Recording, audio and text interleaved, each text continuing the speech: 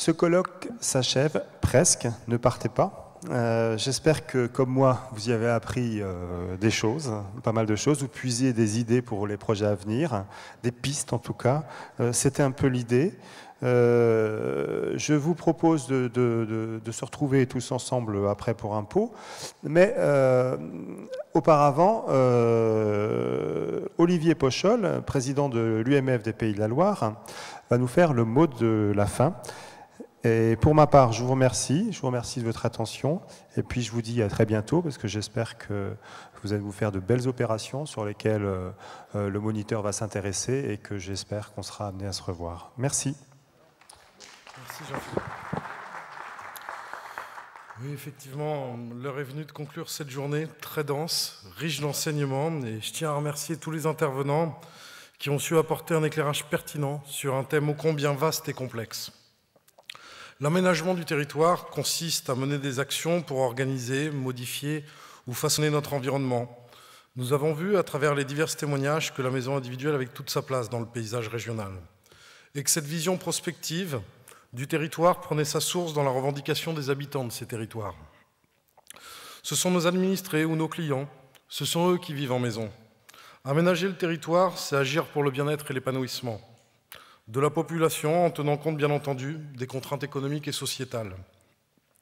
Les critères sont nombreux et nous n'avons pas la prétention ici de les avoir abordés de façon exhaustive, mais l'expertise et la qualité des orateurs et des débatteurs nous a permis de mettre en exergue les principales préoccupations et d'y apporter des réponses argumentées et de dessiner les contours d'une collaboration souhaitable entre les élus et les constructeurs. Les échanges ont été très enrichissants. Sans vouloir résumer les tables rondes, ce qui serait un petit peu rébarbatif, mais les idées forces qui m'ont marqué sont les suivantes.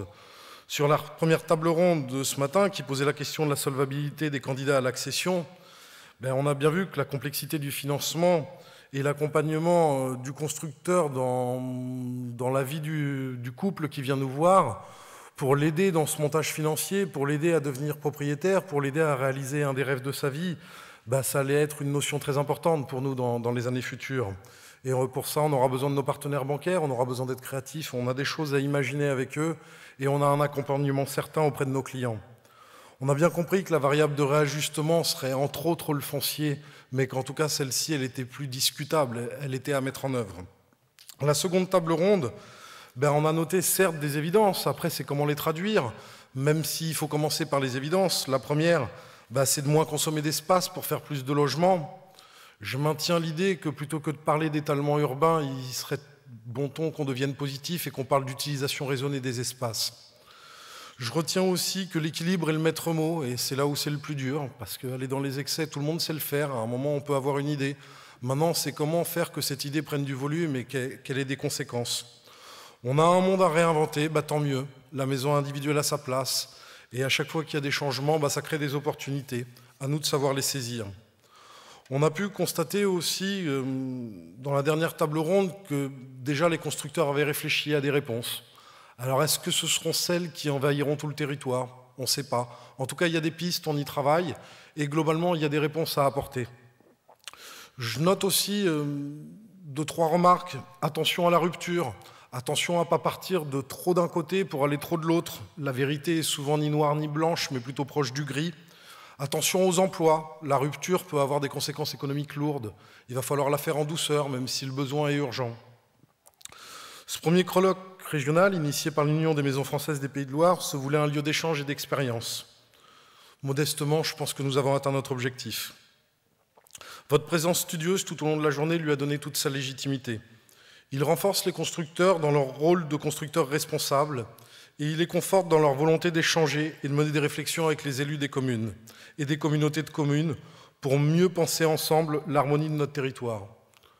Nous espérons avoir répondu un petit peu à vos attentes et merci à tous de votre présence et de votre participation.